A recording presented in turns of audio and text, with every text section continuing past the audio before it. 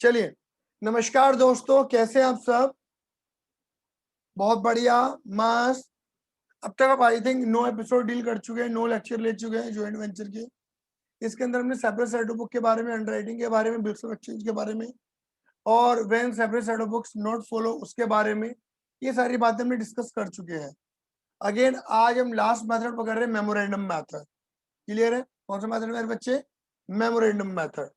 Memorandum joint venture के अंदर memorandum method कैसे काम करता है? Actually memorandum joint venture account बनाया जाता है। यहाँ पर लिखते हैं, यहाँ पर हम मेमोरेंडम मेथड। अब पहले तो समझना इसके पीछे लॉजिक क्या है। जैसे मैंने माना है कि मिस्टर ए और मिस्टर बी दो ऐसे बंदे हैं जो कि जॉइंट वेंचर में कनेक्ट हो रहे हैं, जो ये कह रहे हैं कि चलो जी मिलकर एक काम करते हैं लिमिटेड टाइम के लिए। तो जॉइंट वेंचर का आपको मीनिंग पता है कि लिमिटेड टाइम के लिए दो बंदे या दो से ज्यादा बंदे आपस में कनेक्ट होते हैं। तो ऑब्वियस बात है, एक समय के बाद उन दो बंदों को आपस में कोई मतलब नहीं रहने का। तो यानी कि मिस्टर ए और मिस्टर बी जब आपस में कनेक्ट हुए, तो मिस्टर ए और मिस्टर बी कुछ समय के लिए कनेक्ट हुए हैं। एक समय के बाद मिस्टर ए को बी से, बी को ए से कोई मतलब नहीं है। अगर मैं सेपरेट सेट ऑफ बुक्स या separate set of books not followed इनकी बात करता हूँ, that means account maintain by separately, मतलब सेपरेटली बनाया जा रहा है, या account maintain by any one को वेंचर या ऑल को वेंचर, मतलब इन दी बुक्स को वेंचर बनाया जा रहा है। उसमें ये होता था कि अगर ये कोई भी मेथड यूज करेंगे, इन दोनों मेथडों के अंदर जो भी आपने सीख लिए हैं, इन दोनों मेथडों में मिस्टर ए और मिस्टर बी दोनों की ट्रांजिशन रिकॉर्ड होती थी। एक एग्जाम्पल की बात करते हैं। अगर हम इन दी बुक्स ऑफ ए काम कर रहे हैं, तो इन दी बुक्स ऑफ ए हम जॉइंट वेंचर अकाउंट और बी अकाउंट मेंटेन करते ही करते थे। बोलो आएंगे ना? यानी कि मिस्टर ए अपनी जो ट्रांजेक्शन रिकॉर्ड कर ही रहा है अपनी बुक में, वो बी वाली ट्रांजेक्शन भी रिकॉर्ड कर रहा है, और बी की बुक में काम करेंगे तो बी अपनी रिकॉर्ड करेगा, ए की भी करेगा। यानी कि ये सारी ट्रांजेक्शन रिकॉर्ड करेंगे, एक दूसरे की भी रिकॉर्ड करेंगे। बट मेमोरेंडम मेथड के चलते ये कहते हैं ए और बी, यार देख, हम दोनों एक लिमिटेड टाइम के लिए आपस में कनेक्ट हुए हैं, एक समय के बाद हमें एक दूसरे से कोई मतलब नहीं रहने का। एक समय के बाद हमें एक दूसरे से मतलब नहीं रहने का।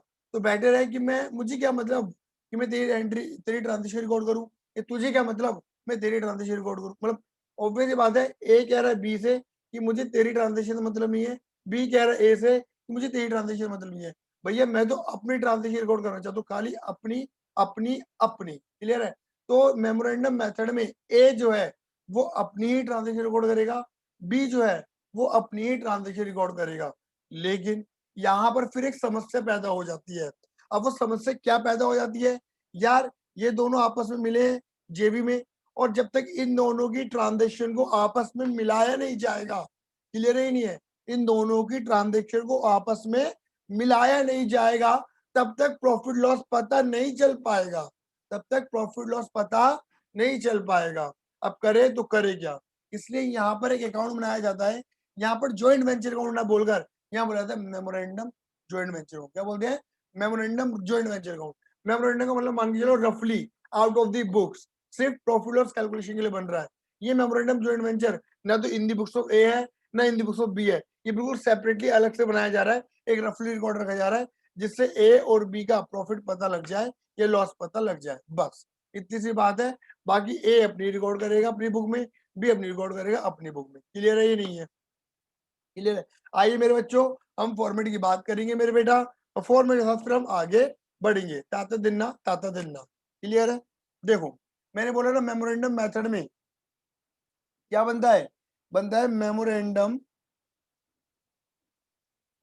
Memorandum joint venture account, memorandum joint venture account. Example के तौर पर मैंने मान लिया था मिस्टर ए और मिस्टर बी, मिस्टर ए और मिस्टर बी। चलो बच्चे, ये गया फॉर्मेट। अब मान के चलो मैं यहाँ पर एक चीज सिखा रहा हूं, मैं इन दी बुक्स ऑफ ए काम कर रहा हूं, in the books of A, in the books of A क्या बनेगा अकाउंट? यहाँ अकाउंट का नाम दिया जाता है जॉइंट वेंचर विद, ए का जॉइंट वेंचर किसके साथ? बी के साथ, विद बी अकाउंट। अच्छा अच्छा सर, अब समझ में आ गया। मतलब अगर हम इन दी बुक्स ऑफ बी काम करेंगे, ए ना काम करेंगे, इन दी बुक्स ऑफ बी लिखा होता है तो क्या लिखते हैं? ज्वाइंट वेंचर विद ए। इनका जो नेचर होता है ना मेरे बेटा, ये पर्सनल नेचर होता है। इससे हमें पता लग जाता है नेट कि हमें रुपए लेने हैं कि देने हैं। मतलब ए को पता लग जाएगा कि भैया मुझे बी से लेने हैं, बी को देने हैं, बात खत्म। इनका नेचर पर्सनल का कहलाता है। तो पहले तो मेरे बेटा हम मेमोरेंडम ज्वाइंट वेंचर की बात कर लेते हैं, उसके बाद हम आगे गणित गाना शुरू करेंगे। गाना गाएंगे साथ में, ठीक है। देखो इतने याद रखना, यहाँ पे कुछ भी नहीं है, बहुत सीधा सीधा केस है। हालांकि तुम्हें पता है मेमोरेंडम ज्वाइंट वेंचर ये इसका नीचे नॉमिनल का कहलाएगा, क्योंकि यहाँ पर हमारा मकसद अल्टीमेट क्या है मेरे बेटा जी, हमारा मकसद है प्रॉफिट या लॉस निकालना। क्लियर ही नहीं है? तो देखो अगर कोई खर्चा ए कर रहा है तो सीधा ए के नाम से लिख दो, एस अकाउंट। अच्छा, ए क्या क्या खर्चा कर सकता है? एनी एक्सपेंस, कोई भी खर्चा हो सकता है वो गुड्स लेकर आए, परचेजेस करे, हो सकता है वो कोई एसेट परचेस करे, एसेट लगाए, बोलो हाँ या ना। हो सकता है इसका कोई कमीशन मिल रहा हो, सैलरी बन रही हो ए की। मतलब कुल मिला के जो जेवी के लिए खर्चा है, भैया ए ये खर्चा करे, ये खर्चा करे, ये करे, ठीक है ना। जो भी खर्चा वो ए के नाम पे। सिमिलरली बी के नाम से भी हो गया ऐसा ही। हो सकता है बी ने कोई भी एक्सपेंस पे करा हो जेवी के ब्याह पे, हो सकता है उन्हें अपना गुड्स सप्लाई करो, परचेजेस, हो सकता है उन्हें कोई एसेट परचेस करी हो सकता है इसको भी कोई कमीशन या सैलरी मिलनी हो। जो भी है जेबी का खर्चा डेबिट हो जाएगा। ए के रेस्पेक्ट में तो ए में, बी है तो बी। नाम, इनके नाम से लिखो बस, इनके नाम से लिखो। क्लियर है? अब इनकम कैसे लिखोगे? ए के नाम से मान के चलो, भैया हो सकता है इन्हें कोई सेल करी हो, सेल्स अफेक्टेड, कोई भी सेल करी हो सकता है टेक ओवर भी करो, टेक ओवर की एंट्री ए के नाम से, take over of stock, stock लेके जा सकता है वो, कोई एसेट भी टेक ओवर कर सकता है, बोलो आइए ना।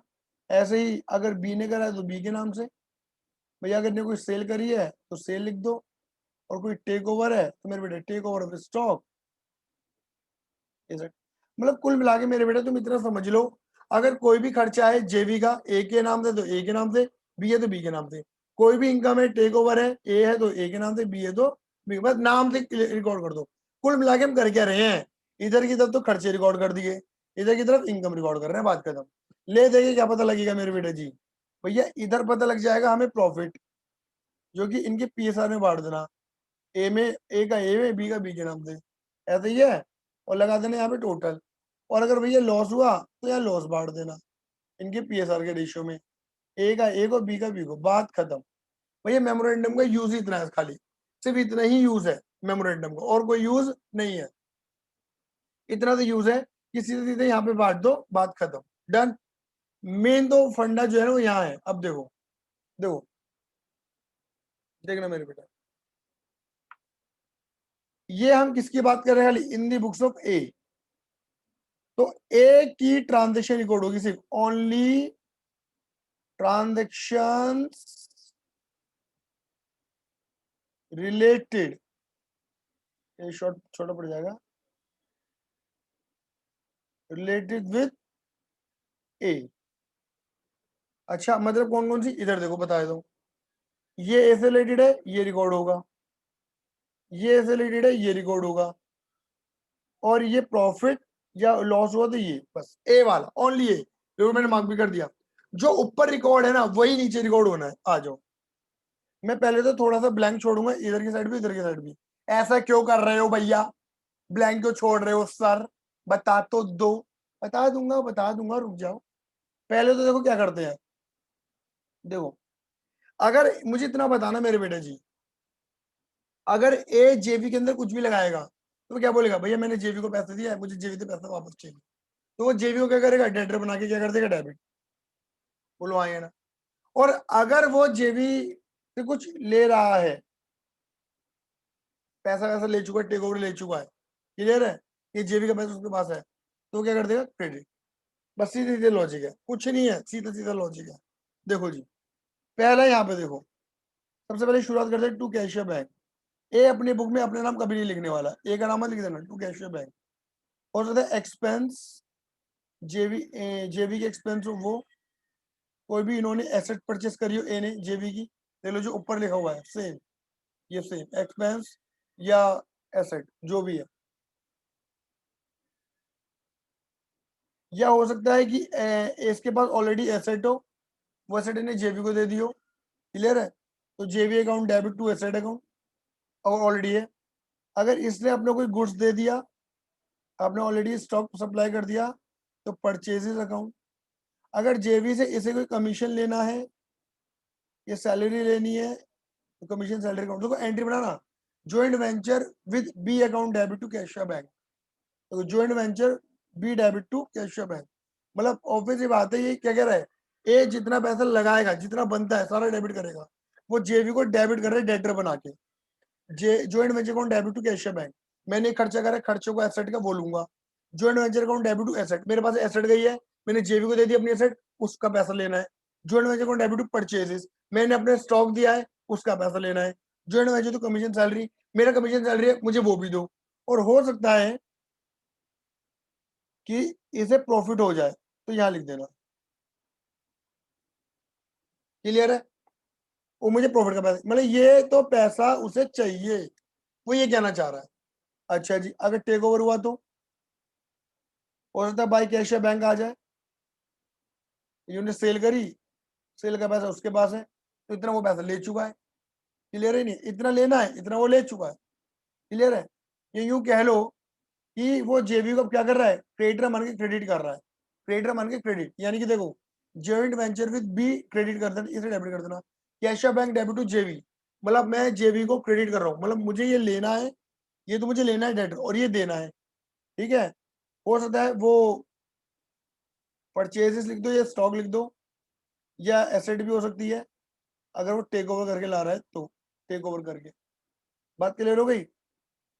हो सकता है इन्हें क्या हो जाए मेरे बेटा जी, लॉस हो जाए, तो लॉस इसके पीएनएल में डाल देना, अगर लॉस हुआ तो, क्लियर है। मतलब इतना लेना है और इतना देना है, तो नेट पता लग जाता है कितना लेना है, ये देना है। कैश, देखो ये ज्यादा हुआ, डेबिट ज्यादा, क्रेडिट ज्यादा हुआ, तो बाई कैश है, देख लो जी, इतना लेना है इतना देना है, तो इसमें से लेस करके इतना, मतलब एक तरीके से इसे हम बोलेंगे सरप्लस। नहीं सरप्लस तो नहीं बोल सकते, डेफिसिट बोलो।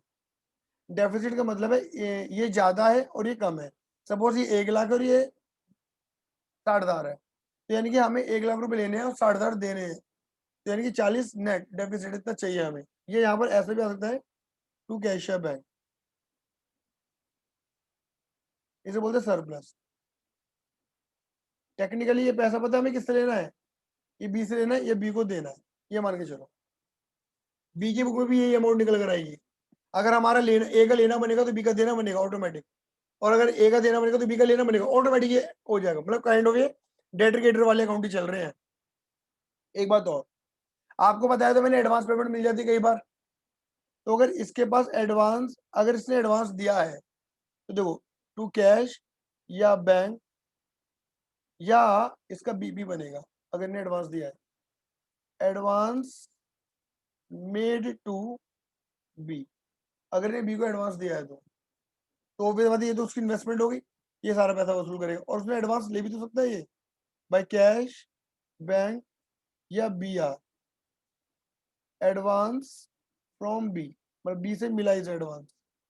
तो obvious बात है, ये समझ लो, अगर उसे मिला है तो दैट मीन उसके लिए क्या बन जाएगी, लाइबिलिटी, उसे काटना पड़ेगा ये वाला पैसा, कि इतना पैसा मैं ले चुका हूँ, ठीक है। उसे दिया है, उसके एसेट बन जाएगी, उसे पैसा कवर करना है, क्लियर है, कि मैंने ये वाला पैसा दिया, ये दिया, ये दिया, ये दिया, ये दिया, ये दिया, ये सारा मुझे वसूल करना है।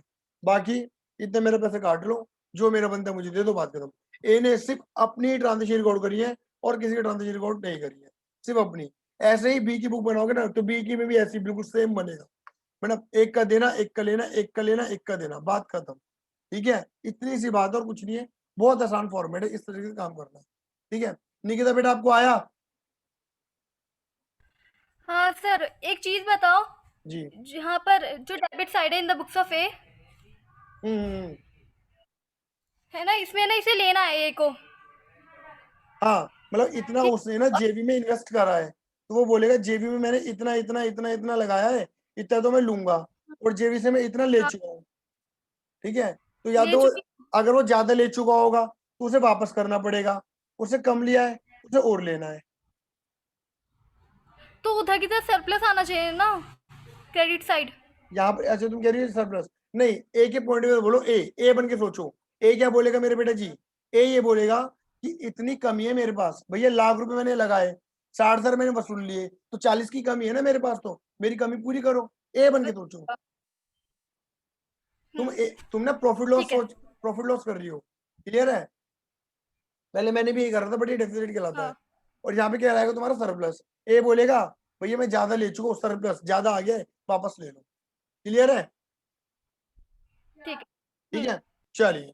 तो ये था मेरे बेटा फॉर्मेट। फिर भी कोई दिक्कत हो, परेशानी हो, मुझे बताइएगा। नेक्स्ट वीडियो के अंदर अभी हम सीखने वाले हैं क्या, इसके क्वेश्चन बहुत आसान है, कुछ भी नहीं है। ठीक है, चलिए। और डाउट हो तो 9953247951 पे पूछ लीजिएगा। हारेगा सारा भाव विवेक हमारा।